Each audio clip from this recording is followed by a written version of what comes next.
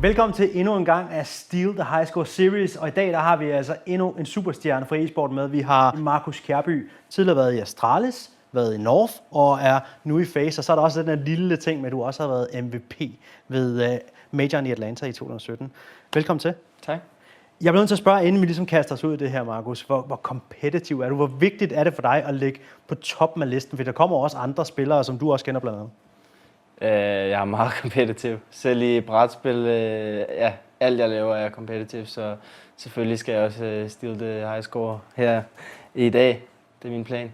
Lad os lige prøve at se, hvordan Kjærby han klarede det, da han var inde og blive testet af i Steal the High Score Series. Inden vi går i gang, så lad os lige fortælle, hvad A-Masters er og hvordan du kan deltage. Først skal du klikke på linket i bioen, der sender dig ind på A-Masters. Herinde skal du oprette en bruger, indtaste din e-mail, og det gør, at vi kan få fat på dig, når du forhåbentlig har vundet over en af vores e-sportsgæster.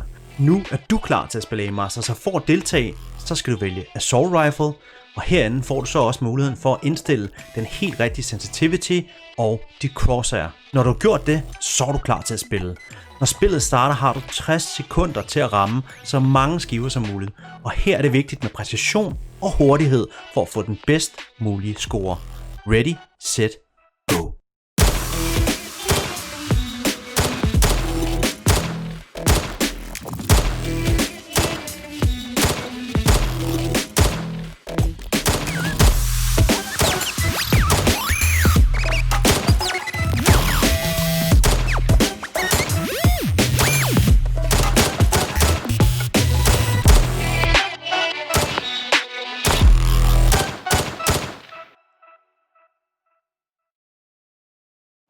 Så er vi tilbage fra forsøget, og det gik jo ret godt for Markus. Det gik i hvert fald langt bedre, end hvad jeg kan præstere. Det ved jeg ikke, hvor meget det lige siger.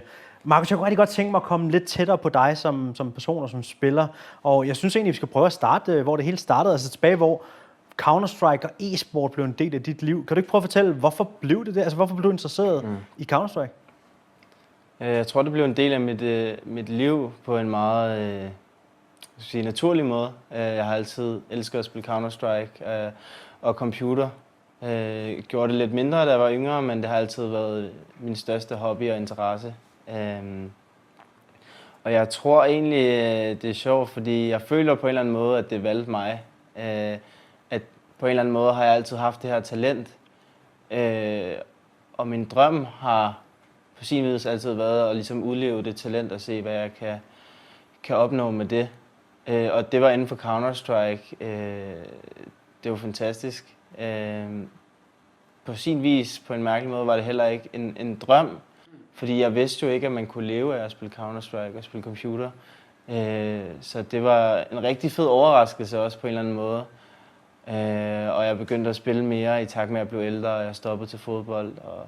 Og prøvede ligesom at give det et forsøg, men hvis det fejlede, så har det ligesom ikke kostet mig noget, fordi at jeg ikke ligesom havde sat næsen op for det. Jeg vidste ikke, at det eksisterede, den her pro-karriere, som jeg lige pludselig kunne gå efter.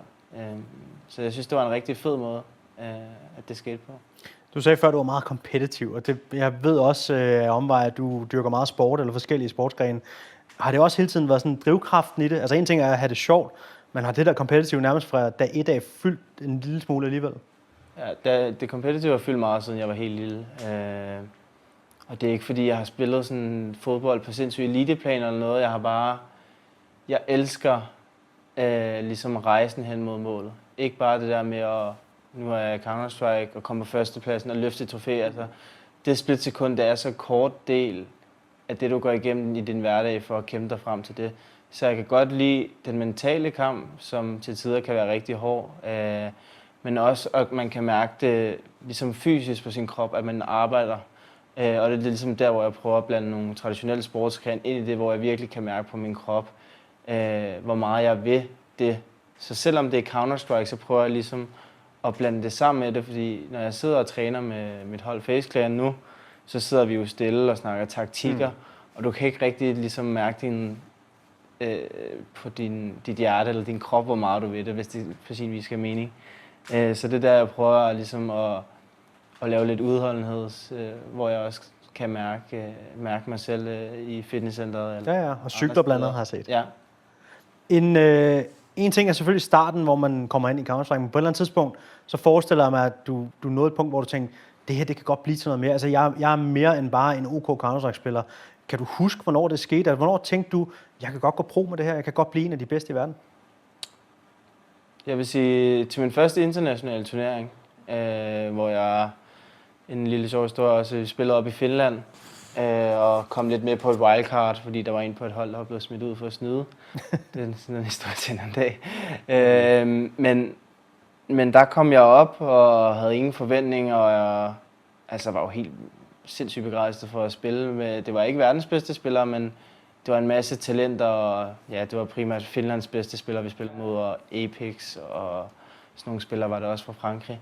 Så jeg glædede mig bare helt vildt, og gik ligesom ind med det her unge sind, og der var sgu ikke noget pres på, og jeg skal bare gøre mit bedste. Og det viste sig egentlig, at jeg smadrede de fleste deroppe, og mit hold vandt, og jeg var 15 år dengang. Ja. Og alt var fedt. Altså, det var, selvom det var Finland, og vi boede 4 mand på 8 kvadratmeter i en køjeseng, så var det bare den fedeste oplevelse, og ligesom... Og det var uden at have været gået all in. Altså, jeg gik stadig i skole og spillede ikke lige så meget som mine holdkammerater. Så kunne jeg ligesom bevise mit talent over for mig selv første gang, og mine forældre på sin vis, og få noget støtte derfra.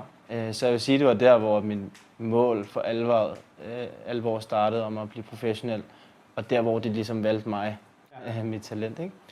Ja. Talentet, det fejler ikke noget. Det tror jeg, du har bevist af flere omgange, blandt andet med den her MVP ved Atlanta. Det gør arbejdsindsatsen. Sådan en lille smule driblet over igennem det spørgsmål. Ja, okay. Hvad er så det største øjeblik? Altså, det var stort at være i Finland, det kan jeg høre. Ja. Det er også stort at blive MVP. Er det der er det største, eller hvad er det største øjeblik i din e-sportskarriere indtil videre?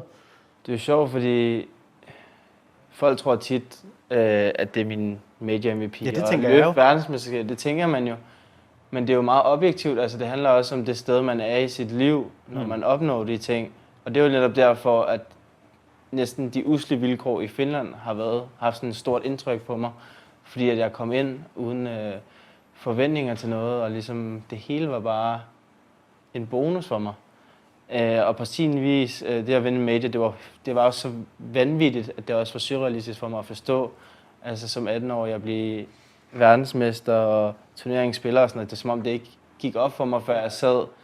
Jeg boede stadig hjemme, sad hjemme i min stue, og der var helt stille, og så tænkte jeg, what the fuck, hvad fanden er der sket her? Så den vildeste oplevelse, hvor jeg virkelig har kunne nyde det 100%, har været Blast Pro Copenhagen 2017.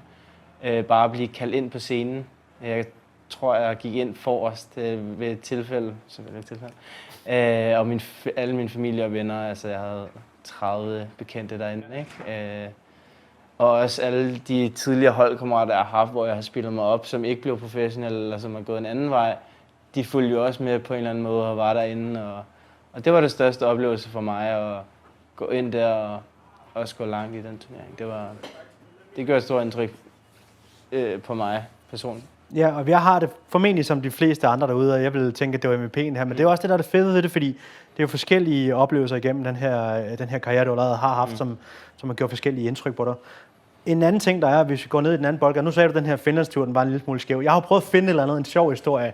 Det her har været... snavs. Jeg har fundet noget snavs nærmest. Det har været lidt svært faktisk, Gabriel. Du er lidt for poleret, men det er okay. Meget politisk. Torbjørn Mifær, din tidligere træner i Norge, han nævner noget om en hjemtur for DreamHack Sevilla. Det mener han er en god historie. Ja. Er det Torbjørn, der er kedelig, eller er der en sjov historie der? Han siger, den tur var rough.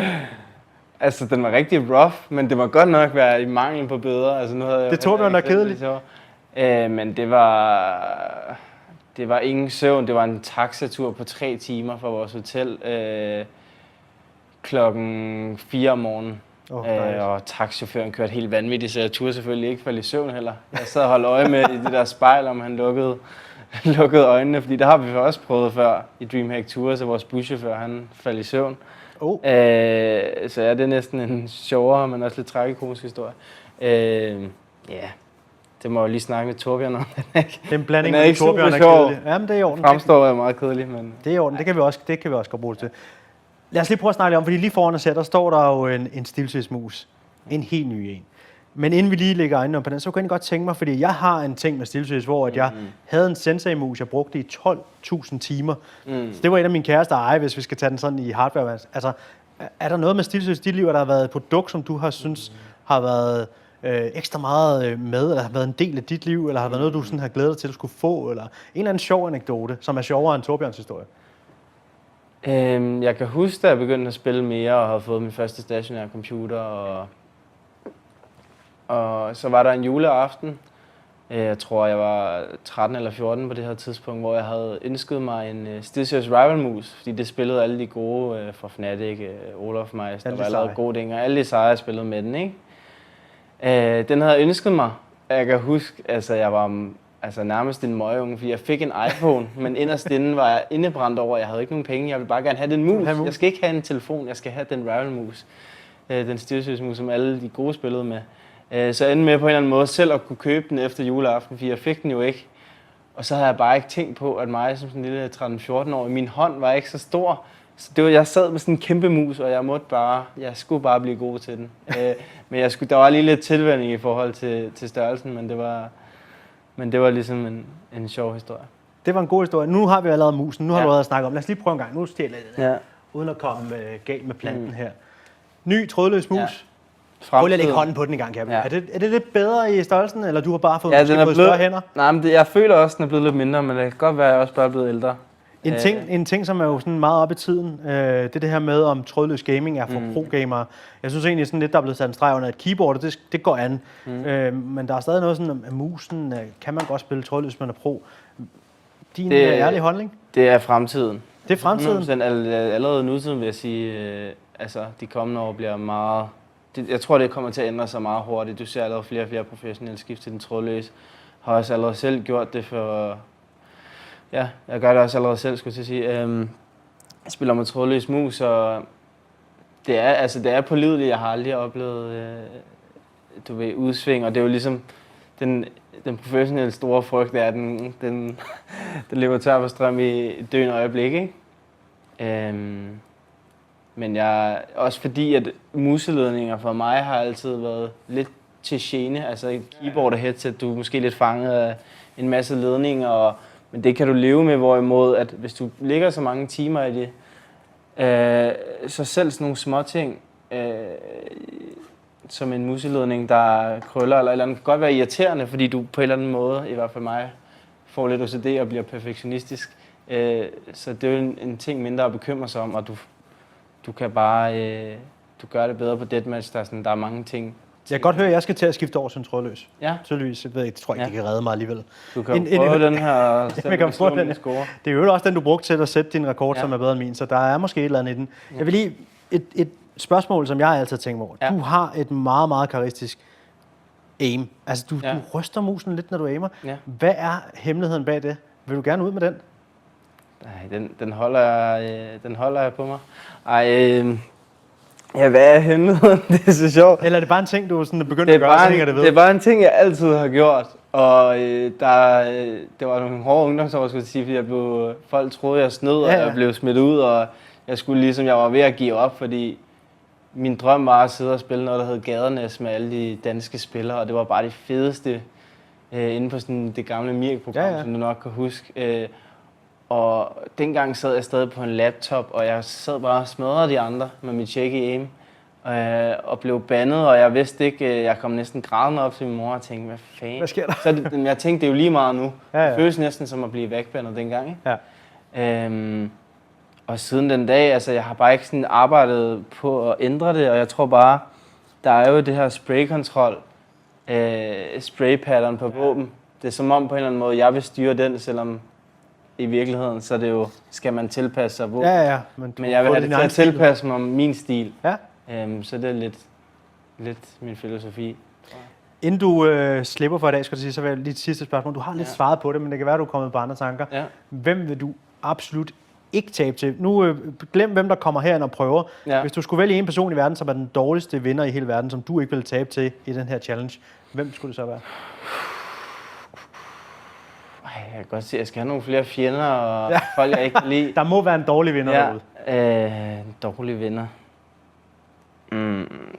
Kayun? Kayun? Kunne det være et bud? Jeg ved det virkelig ikke. Så holder vi fast i Valde. Ja, Vi holder fast i Valde. Kærby vil ikke tabe til Valde i den her championship, så det får han også formentlig lov til at teste af. Lad os nu prøve at se, om ikke jeg kan øve mig en lille smule, så slå din rekord til sidst. Men i hvert fald mange tak, fordi du har været med. Og så husk, I kan så også prøve at slå Kærby derude, se om ikke I er bedre end superstjernen for Face ind og kaste ud i det. Og tak fordi I kiggede med.